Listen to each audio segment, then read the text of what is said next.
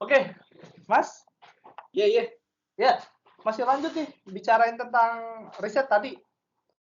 Yang kalau Heeh. tentang kendaraan listrik kan, kira-kira itu ya tadi ya. Nah, sekarang kalau dari sisi thermal management bagaimana nih? Karena kan Ini mungkin yang perlu dikomunikasikan juga ya, terutama ke mahasiswa, bahwa kalau kita dengar istilah kendaraan listrik itu bukan berarti kita hanya perlu pengetahuan tentang kelistrikannya saja.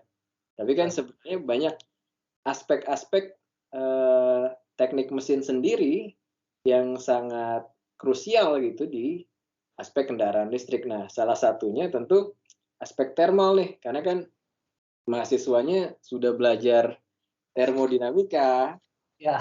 mekanika fluida, dan perpindahan panas ya. Jadi saya akan share, slide juga. Jadi kira-kira gini ceritanya, di kendaraan listrik itu, ini kalau saya, jadikan slideshow sudah kelihatan ya? Sudah, sekarang sudah. Nah iya, jadi kan kita udah sering dengar ya, kalau kendaraan listrik terbakar. Nah ini bahaya sekali nih sebenarnya, karena, eee, densitas energi yang ada di baterai itu kan besar sekali sebenarnya. Nah kalau misalnya dia rilis secara spontan ya Anda bisa bayangkan, energi yang dirilis begitu besar, dalam waktu yang begitu singkat, pasti punya efek yang, berbahaya. Nah ini contohnya, mobil terbakar, yang terbakar itu sebenarnya baterainya pada akhirnya, dan itu yang Mhm. harus kita, jagain ya. Nah, jagainya gimana? Tentu harus kita kita kita atur perpindahan panasnya, kita atur pendinginannya. Nah, di sini yang coba kita, pelajari adalah bagaimana proses perpindahan panas di baterai itu terjadi.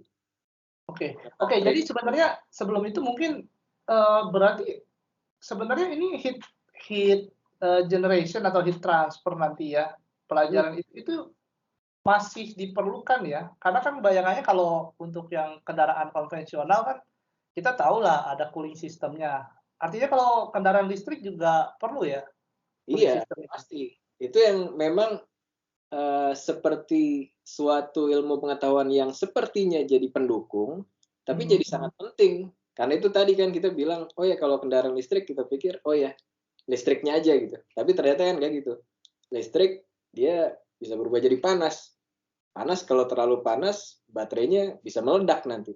Oke. Kita harus belajar, kenapa baterai itu jadi panas. Bisa nggak kita buat baterai yang, ya menghasilkan panas, tapi panasnya masih bisa diatur.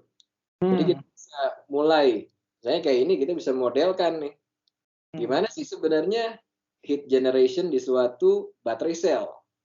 Bisa. Atau mungkin, kalau kita ke skala yang lebih makro gitu ya, Mhm.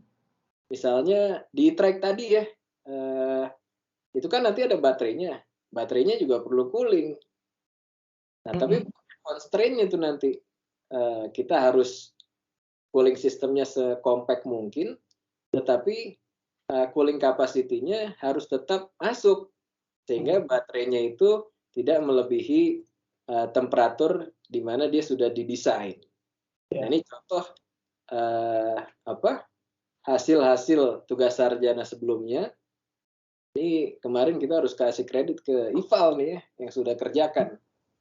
Jadi gimana distribusi, temperatur baterai di suatu baterai pack ketika dia diberikan, eee, apa, pendinginan menggunakan aliran udara, gitu. Kalau kalau desainnya sendiri berarti baterai itu dia punya temperatur kerja seperti itu ya? Yang Iya, kita kejar itu apa biasanya sih Mas, kalau misalnya untuk cooling system ini? temperatur.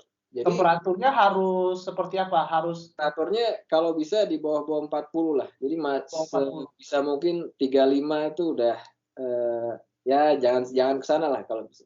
Jadi 35, 40, Jadi Ini itu kalau lihat dari distribusinya juga sebaiknya juga nggak terlalu beda ya. Ini kayaknya ada yang merah betul, dan biru betul. berarti kan? Karena kalau distribusinya beda, eee, properti dari si baterai itu kan sebenarnya fungsi temperatur juga. Jadi kalau misalnya Mmm, nanti temperaturnya beda, ya berarti, performance-nya untuk setiap sel baterai beda. Kalau misalnya dia beda-beda di suatu rangkaian baterai, ya pasti yang paling sederhana performance-nya nggak akan maksimum gitu ya. Yang paling buruk, ya nanti dia bisa merambat satu sama lain jadi thermal runaway, meledak gitu. meledak seperti video yang tadi di awal ya. Betul. Oke. Nah ini selanjutnya, kalau ini Kalau konteks mahasiswa gimana nih jadi nih? Nanti ya akan seperti apa nih topiknya? kalau kalau konteks mahasiswa, kita masih akan terus, eee, apa, berusaha mengerti ya pada akhirnya dan desain, gimana sih kalau saya ubah parameter-parameter lainnya, kalau saya ubah, jenis fluidanya mungkin, kalau saya ubah kecepatan alirannya, kalau saya ubah konfigurasinya. Jadi Mhm. sebenarnya banyak parametric study yang belum dilakukan dan itu penting sekali untuk mendukung, pengembangan e-trike dan e-bus tadi. Nah ini sebenarnya untuk yang, apa, pendinginan udara ini di apa, direncanakan untuk e-trike. Di-trike, betul. Yang, bis listrik ini nggak mungkin kayaknya kalau kemarin kita hitung-hitung kasar ya, Tang, ya, kayaknya nggak mungkin kalau kita pakai udara gitu. Kita harus Ya, pakai material yang punya thermal mass yang lebih tinggi gitu, punya heat capacity yang lebih tinggi. Nah, oleh karena itu, kita coba nih kemarin desain, terima kasih buat Theo nih, Theodore Nathaniel. Jadi dia sudah coba desain beberapa dan mengembangkan modelnya ya, kalau kita punya heat exchanger gitu. Jadi nanti panasnya itu pindah ke si liquidnya dan ini juga sama, nanti mahasiswa diharapkan mengembangkan ini lebih jauh lagi, karena ini masih banyak sebenarnya parameter-parameter yang belum kita explore dan harapannya nanti waktu desain bis listrik yang tadi, kita sudah jelaskan tuh, ini bisa jadi input nanti ke sana. ya. Jadi kita tahu dan semuanya ya, bisa dikembangkan pada akhirnya tidak hanya proses perpindahan panasnya, tapi sistem secara keseluruhan gitu. Cooling sistemnya ya secara keseluruhan. Karena tadi kan Termasuk juga mungkin berarti rasanya nanti akan ada prototyping dan pengujian ya harusnya di sini? Tidak betul hanya disimulasi ya? betul dan itu memang, sudah kita coba ya, eee, preliminary memang, tapi ini memang sedang berjalan juga penelitian ini, eee, gimana kita bisa mengukur nanti. Kalau tadi kita modeling-modeling gitu ya, tapi kan kita perlu verifikasi apakah model kita itu memang, eee, betul ya, akurat atau tidak. Jadi kita memang sedang mengembangkan nih, fasilitas pengujian ini. Ya harapannya nanti setelah kita bisa modeling, terus kemudian kita ukur sudah oke, kemudian Baru nanti kita desain ya iya, input ke tadi, platform yang tadi. Terus kemudian platform. proses pendinginan secara keseluruhan.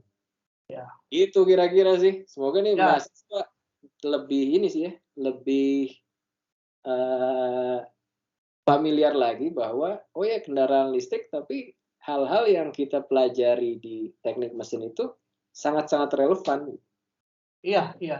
Bahwa ya mungkin itu juga jadi informasi penting ya, thermal runway dan thermal management itu justru makin penting di sini dan makin krusial, karena tidak hanya terkait, menurunkan temperatur, tapi juga masalah safety ya.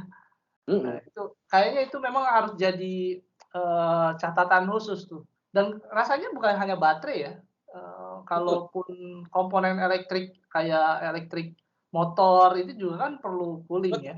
betul. Ya itu tadi, kalau kita kembali ke gambar yang, sudah kita presentasikan di video Mhm. sebelumnya ya, itu kan ada, eee Motor listrik, ya. nah iya, ini kan ada sistem arsitektur bis listrik ini banyak komponen-komponen elektronik yang ya harus didinginkan. Dan nggak cuma itu kan, nanti ada AC misalnya, karena kita perlu sistem pendingin. Gimana tuh kita buat suatu sistem keseluruhan yang efisien tapi bisa meng-cater semua komponen-komponen ini.